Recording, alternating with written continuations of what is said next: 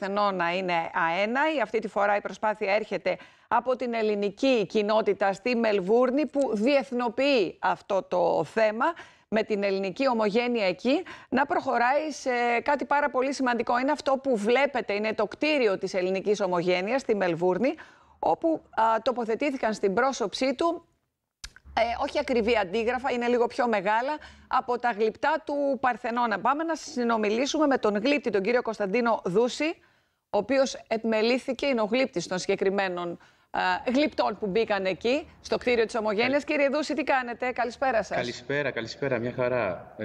Ευχαριστώ για την πρόσκληση και να πω και ένα χρόνια πολλά στη Θεσσαλονίκη και τους εορτάζοντες. Σας ευχαριστούμε πάρα πολύ. Λοιπόν, μια εξαιρετική ιδέα, μια συμβολική κίνηση πολύ υψηλού συμβολισμού, αν σκεφτούμε και πόσος κόσμος μαζεύτηκε στα αποκαλυπτήρια αυτής της εκδήλωσης που έγινε. Όντως. Γύρω στις 120.000 μάτια είδαν το έργο στα πλαίσια του φεστιβάλ των αντιπόδων της ελληνικής κοινότητας της Μελβούρνης. Τιμητικό όλο αυτό και για εμάς και για τον κόσμο, για το θεατή που θα βλέπει το έργο αυτό. Και θα του δίνεται και η δυνατότητα, γιατί λέμε ότι έχει υψηλό συμβολισμό, λείπουν συγκεκριμένα κομμάτια από αυτή τη μετώπη. Ακριβώς. Λείπουν η πρώτη και η δεύτερη λίθος, οι οποίες είναι στο Βρετανικό Μουσείο. Τα μηνύματα είναι πολλά. Η Ζωφόρος πήγε στη Μελβούρνη το μήνυμα του πολιτισμού, της δημοκρατίας και την επιστροφή των μαρμάρων του Παρθενώνα. Να πούμε ότι αυτό έγινε κατόπιν συνεννόησης με το ελληνικό κράτος, με τα αρμόδια υπουργεία και με την κυβέρνηση εκεί στην Μελβούρνη. Ακριβώς. Ήταν μια πρωτοβουλία καταρχήν της ελληνικής κοινότητας, αδειοδότηση του Υπουργείου Πολιτισμού της Ελλάδος, πέρασε από Κεντρικό Αρχαιολογικό Συμβούλιο δηλαδή η δουλειά αυτή, το έργο αυτό. Οπότε